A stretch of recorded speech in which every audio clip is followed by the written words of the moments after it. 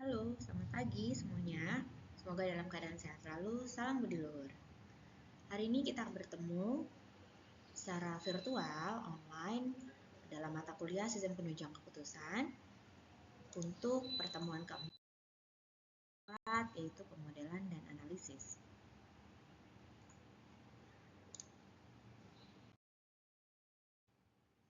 Tujuan pembelajaran kali ini adalah memahami konsep dasar manajemen support system, dan kita akan belajar bagaimana model-model serta analisa itu dipelajari.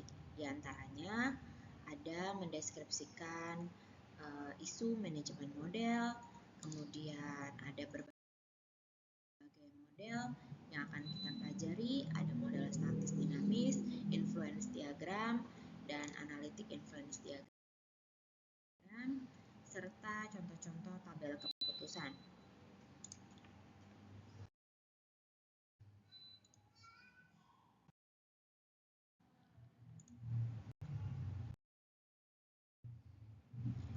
Pemodelan untuk MSS atau model support system itu dia menangani certainty, uncertainty, dan risk management. Diagram yang mempengaruhinya disebut dengan influence diagram. Pemodelan MSS kebanyakan menggunakan spreadsheet atau dalam Office kita kenal dengan Microsoft Excel. Dan analisa keputusan dengan sedikit alternatif, yaitu dengan tabel keputusan dan pohon keputusan. Optimisasinya melalui mathematical programming dan heuristic programming, sehingga nanti bisa dibuatkan simulasi dan model based manajemennya. Dalam pemodelan MSS, elemen utamanya bertujuan untuk mengurangi biaya dan meningkatkan pendapatan. Jadi dibuatkan model seperti project management itu tujuannya untuk mengurangi atau menekan cost dan meningkatkan income atau pendapatan. Ya. Dalam bukunya, buku SPK, ada perusahaan DuPont, dia membuat simulasi modelnya dengan sistem transportasi rel dan menghindari tingginya biaya modal. Nah, ini yang beberapa model yang bisa kita tahu, diantaranya dengan menggunakan project manajemennya. Proctec dan Gambler juga menggunakan beberapa model DSS secara kolektif untuk mendukung keputusan strategis. Ya, alokasi pusat distribusi, menugaskan PIC ke gudang, pelanggan, prediksi permintaan, penjadwalan produksi, dan lain-lain. Ini contoh-contoh yang ada di buku SPK oleh Turban, beberapa perusahaan yang membuat simulasi untuk model sehingga dia bisa mengurangi biaya dan meningkatkan pendapatan. Nah, topik utama pemodelan itu adalah identifikasi masalah yang kalau kalian pelajari di semester lalu adalah dengan menggunakan fishbone dan analisa lingkungan atau pengumpulan informasi. Kemudian kita bisa identifikasikan variabel-variabel yang mempengaruhi masalah tersebut dengan influence diagram dan cognitive maps. Dalam pertemuan yang lalu juga kita belajar sedikit tentang BI, ya, business intelligence. Nah, di sini BI itu juga untuk prediksi atau forecasting. Forecast itu memprediksi, ya. Jadi semakin banyak informasi, semakin baik hasil prediksinya. Nah, multiple model sebuah MSS dapat mencakup beberapa model. Masing-masing mempresentasikan bagian dari masalah pengambilan keputusan. Kategori-kategori model ini adalah berdasarkan optimisasi masalah dengan sedikit alternatif, optimisasi via algoritma, optimisasi via sebuah formula analitik, simulasi, heuristik, dan model prediktif lainnya. Teknik-tekniknya yang digunakan berdasarkan kategori model pun berbeda-beda. Untuk optimisasi masalah dengan sedikit alternatif itu menggunakan decision tree dan tabel keputusan, ya. Kemudian untuk heuristik menggunakan heuristic programming dan sistem pakar, serta model prediktif dan lainnya ada forecasting, Markov, dan lain-lainnya. Model statis dan dinamis. Seperti yang kita ketahui, kalau statis itu dia tetap ya, tidak berubah, sedangkan dinamis dia berubah. Nah, kalau analisis statis, dia satu situasi dalam satu saat, single interval, dan situasinya yang tetap. Kemudian, kalau analisis dinamis, dia modelnya dinamis, bergerak dan menyesuaikan kondisi, evaluasi skenario-nya sering berubah, time dependent, jadi bergantung pada waktu, dan mempresentasikan tren dan pola over time. Jadi dia lebih realistis, lebih menyesuaikan keadaan, perluasan dari model statis ya. Tentu saja untuk beberapa perusahaan lebih suka model yang dinamis karena tidak perlu lagi merubah banyak gitu. Nah, pada saat di tugas akhir ataupun KKP nanti, misalnya untuk kalian yang peminatan sistem enterprise, seandainya kalian mengambil topik SPK atau sistem penunjang putusan, tentunya akan merancang sebuah sistem informasi yang harus dinamis gitu. Jadi menyesuaikan alternatifnya berapa, kalau 3 ataupun 2 programnya bisa langsung menyesuaikan gitu ya. Jadi tidak merubah banyak program. Nah, pengambilan keputusan seperti yang kita sudah pelajari di pertemuan 1, dia akan menangani 3 jenis keputusan ya kan, 3 jenis keputusan. Kemudian pada saat di model dia juga menangani certainty, uncertainty, dan risk. Certainty models asumsinya knowledge-nya lengkap, semua outcome potensial diketahui dan menghasilkan solusi yang optimal karena dia pasti. Jadi semua yang in dan out itu semua sudah pasti diketahui. Berapa alternatif, berapa biayanya, berapa kebutuhan resiko, dan segala macam. Kalau uncertainty, beberapa outcome untuk setiap keputusan itu tidak dapat diketahui pasti. Sedangkan probabilitas untuk setiap outcome-nya juga tidak diketahui probability-nya. Nah, pengetahuan knowledge-nya dia akan mengurangi ketidakpastian. Nah, ini knowledge ini yang akan digali dari decision maker. Sedangkan risk analysis, probabilitas terjadinya beberapa outcome. Tingkat ketidakpastiannya lebih mengarah ke resiko. Ya. Ini ya, jadi kalau pengetahuannya semakin banyak, ya, pengetahuannya semakin banyak, maka akan lebih ke arah kepastian, certainty, complete knowledge, ya. Sedangkan kalau pengetahuannya lebih sedikit, maka ini akan mengarah ke uncertainty, ya. Bahkan lebih ke kalau ketidakpastiannya lebih banyak, maka bisa jadi total failure untuk project tersebut karena masing-masing faktor-faktor yang mempengaruhi proyek tersebut sangat tidak pasti gitu. Ya, sehingga banyak resiko yang diambil pada saat ketidakpastian. Influence diagram ini memang di Budi Luhur belum digunakan untuk UML-nya. Seperti yang kalian pelajari di semester 2 kemarin, kalian mempelajari yang fishbone diagram gitu ya, activity diagram, use case, sequence, rancangan layar, dan lain-lain. Nah, untuk influence diagram ini kita belum menggunakan banyak, tetapi di luar sana sudah menggunakan influence diagram. Dia merupakan representasi grafis dari sebuah model atau model dari model. Sebuah tools untuk komunikasi visual. Beberapa paket influence diagram dia menghasilkan dan menyelesaikan model matematis. Nah, ini kurang lebih legendnya dari simbol-simbol yang digunakan. Misalnya persegi panjang itu variabel keputusan, lingkaran variabel tak terkontrol atau variabel perantara, dan oval adalah variabel hasil atau outcome-nya. Variabel-variabel tersebut ada dihubungkan dengan tanda panah yang mengindikasikan pengaruh atau hubungannya. Nah, contohnya seperti ini ya. Untuk hubungan certainty dalam influence diagram, amounts in CDs itu compact disk ya. Jumlah CD itu hubungannya ke ketertarikan pengkoleksi ya. Jadi Kalau ada kolektor mungkin pengaruh dari jumlah berapa banyak dia punya kepingan CD-nya. Nah, uncertainty-nya adalah harga dia akan mempengaruhi penjualan. Nah, ini tanda panahnya seperti ini.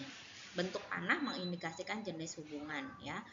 Nah, kalau random risk variable itu demand, permintaan, ketidakpastian dengan si penjualannya. Apakah demand-nya tinggi, apakah demand-nya rendah gitu. Ya, sama kayak yang lagi hype-hype aja gitu. Seperti saat ini misalnya apa? Kemarin-kemarin minggu lalu Labubu tinggi banget, ya kan? Tinggi banget permintaannya gitu ya, sampai yang jutaan juga dibeli, ratusan ribu juga dibeli, tapi kayaknya seminggu ini udah mulai slow, udah mulai lambat gitu. Jadi permintaan itu tergantung mempengaruhi penjualan ya, itu tidak pasti. Nah, ini seperti ini ya. Sebuah diagram, influence diagram pengaruh untuk model profit. Jadi berapa harganya, berapa yang terjual. Bahkan kadang-kadang banting harga nih, ya kan? Promo, kalau Harbolnas tuh ya, belanja online nasional itu promo tuh semua di banting harganya ya kan, tanggal kembar dengan bulannya. Jadi profit sama dengan profit itu keuntungannya sama dengan pemasukan dikurangin pengeluaran ya. Dan seperti ini ada influence diagram, contoh untuk model profit. Nah, untuk si software macam-macam dari definitif softwarenya ini bisa dibaca masing-masing, terutama yang terakhir precision tree dan definitive scenario. Jadi banyak sekali influence diagram itu menggunakan Microsoft Excel sehingga lebih mudah mengatur atau menghitung berapa banyak yang masuk dan berapa banyak yang keluar dan juga berapa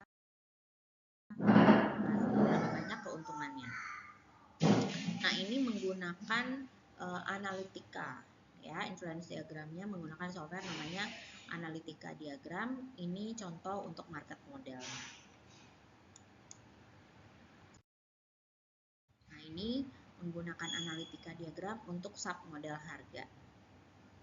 Bisa dibaca sendiri ya. Ini juga Analytica Diagram untuk sub model penjualan. Nah, kalau dengan pemodelan spreadsheet atau Microsoft Excel, dia pasti lebih fleksibel dan mudah digunakan.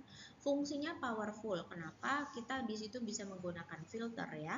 Kalau misalnya menggunakan Microsoft Excel, kita mempunyai kemampuan yang penuh. Kita bisa filter, kita bisa masukin formula, kita bisa masukin data, bisa manajemen database sederhana, juga bisa menggunakan diagram. Ya kan, dari Excel kita bisa munculin diagram. Pasti kalian udah belajar itu.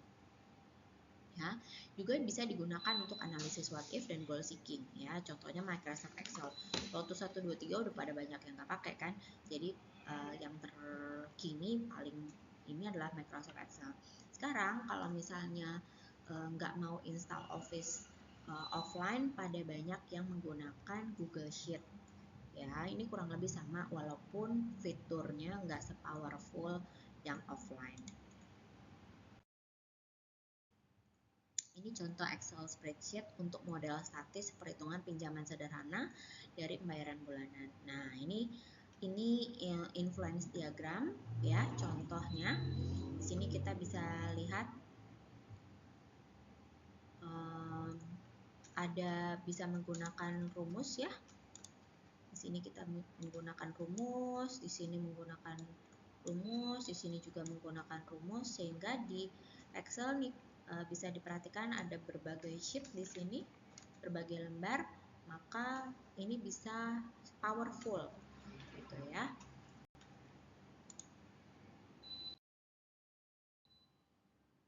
Nah, ini juga kemudian ini juga menggunakan rumus, jadi kita tidak perlu menghitung manual ya. Dan di sini juga kita bisa menggunakan rumus untuk mencari berapa sih paymentnya, amountnya, dan kalau satu sudah dicari kita bisa copy cell ya, copy cell dari atas sampai bawah terus. Jadi nggak perlu menghitung manual. Kalau menggunakan Microsoft Excel kita bisa masukin rumus lalu bisa berlaku untuk beberapa baris di bawahnya.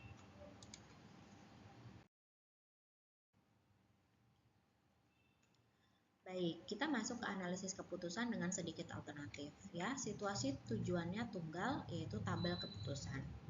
Ya, ini pohon keputusan seperti ini yang akan menjadi cikal bakal sistem pakar.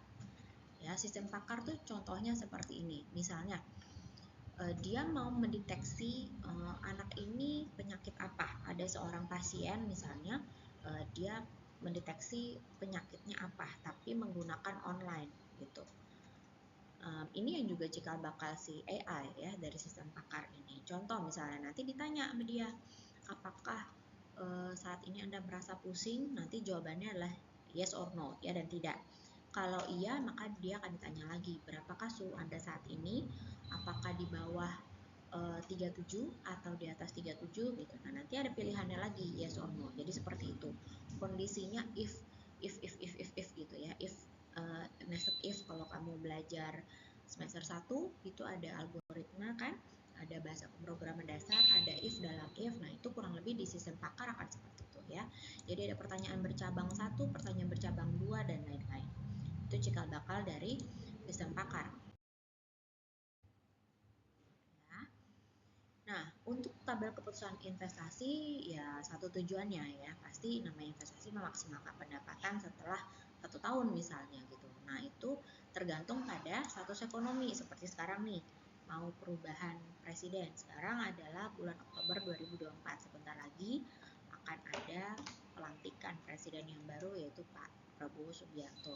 Itu pasti akan mempengaruhi baik inflasi, pertumbuhan ekonomi, stagnasi, siapa menteri yang dipilih, kabinet, dan lain-lain. Begitu juga dengan investasi di IKN nanti. Mari kita lihat nanti investasinya. Nah, biasanya yang cepat terpengaruh itu adalah harga saham-saham. Gitu. Ya, ini contoh-contoh investasi, situasi yang memungkinkan ya, saham, ya kan, deposito. Nah, ini juga ini ya, pasti akan berpengaruh dengan situasi yang memungkinkan dalam ekonomi. Tabel keputusan ini juga biasanya digunakan dengan Microsoft Excel. Kita dihitung alternatifnya apa gitu ya, pertumbuhannya gimana, stagnationnya, inflasinya berapa gitu. Saya rasa harga emas juga akan berpengaruh ya, harga minyak bumi dan lain-lain ya. Ya, menangani uncertainty pastinya dengan pendekatan optimis ya. Mungkin ada juga sisi lain yang pesimis dan juga pasti memperhitungkan resiko. Jadi expected value yang ditambahkan di sini.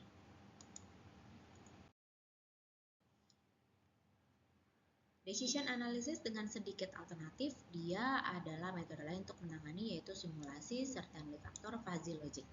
Dan multiple goals-nya adalah hasil atau yield, keamanan, safety, likuiditas ya. Jadi ini adalah untuk multiple goals. Sisi metode lain untuk menangani resiko selain yang tadi risk analysis, dia ada faktor yield, safetyness, dan liquidity.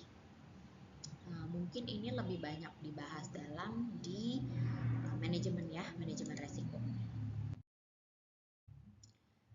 Kemudian model matematika MSS, non-quantitative models kualitatif itu menangkap hubungan simbolik antara variabel keputusan dan variabel tak terkontrol dan variabel hasil. Sedangkan quantitative models secara matematis menghubungkan variabel keputusan, variabel tak terkontrol dan variabel hasil.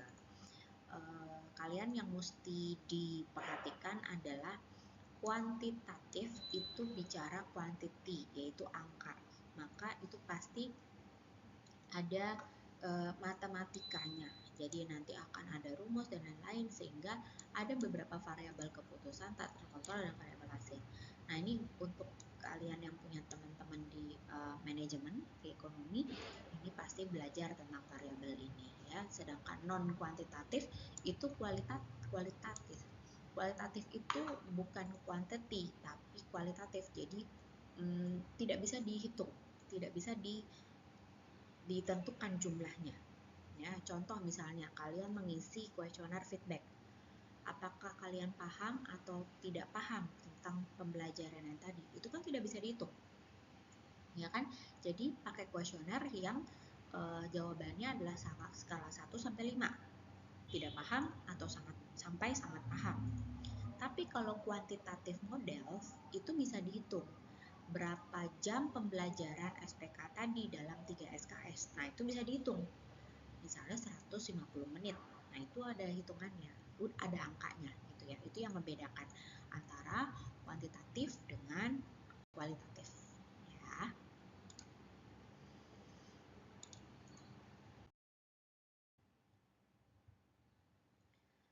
Baik, untuk solusi optimal, kemungkinan solusi terbaik untuk memodelkan masalah yaitu dengan linear programming. Nah, linear programming ini sebuah model matematika untuk mencari solusi optimal dari permasalahan alokasi sumber daya. Semua hubungannya bersifat linear. Nah, ini karakteristiknya. Masalah di linear programming bisa dibaca sendiri. Ini tahapan linear programming ya. Nanti akan kalian temui di mata kuliah yang lain untuk linear programming. Ada statistik kalau nggak salah. Nah, ini contohnya. Nah, ini solusi dengan linear programming. Ada decision variable, ada mathematical logical relationship, ada result variable, dan ada constraint uncontrollable. Nah, ini menggunakan solusi LP-nya dengan si Excel.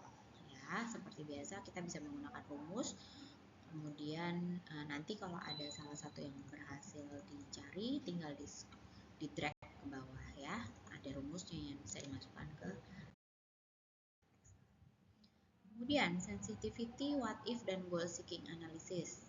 Ya, ini adalah salah satu cara juga untuk menilai solusi berdasarkan perubahan variabel berdasarkan analisa skenario ya. Kalau goal seeking dia penentuan break even point. Break even point itu titik di mana seimbang antara modal dengan yang dicapai. Heuristic programming ini juga dapat berupa kuantitatif dan kualitatif. Nah, terutama dalam expert system yang tadi saya bilang ya, kualitatif.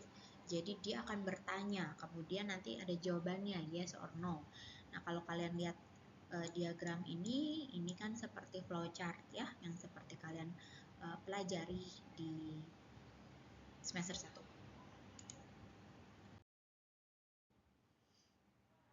Nah, ini heuristic programming untuk search ya, ada blind search, search approach-nya seperti apa, nanti bisa dilihat sendiri. Ini contoh pedagang keliling traveling salesman problem ya. Dia menggunakan number of cities lalu berapa total number of unique routes. Jadi dia mencari dengan rumus tengah kali n-1. Kapan heuristik digunakan? Kapan heuristik digunakan itu adalah untuk data input terbatas dan tidak pasti, realitas kompleks, algoritma tepat dan handal tidak tersedia, dan untuk membuat keputusan yang cepat. Ya. Tetapi heuristik ini tidak memberikan solusi optimal. Oke, ini nanti bisa dibaca sendiri, dan simulasi itu biasanya sering digunakan dalam DSS Tools. Nah, yang tadi saya bilang kalau misalnya kalian KKP atau tugas akhir dengan menggunakan topiknya si SPK atau DSS Tools, maka akan membangun sebuah sistem informasi yang dinamis sebagai simulasinya. Ini karakteristik utama simulasi ya, deskriptif untuk menyelesaikan permasalahan yang kompleks. Keunggulannya ini bisa dibaca sendiri ya, sangat tepat waktu dan menghemat waktu serta eksperimen dari beberapa alternatif. Nah, ini keterbatasannya. Tidak bisa menjamin sebuah solusi yang optimal. Ya memang tidak ada yang jaminan, namanya juga simulasi model ya. Jadi memang hanya contoh saja. Dan proses konstruksinya lambat dan mahal. Kalau mahal belum tentu, tergantung seberapa kompleks sistemnya. Kalau lambat mungkin karena membutuhkan waktu untuk membangunnya, mulai dari menciptakan model-modelnya atau menyusun desainnya, analisanya, dan juga sampai coding ya, membangun sebuah sistem informasi.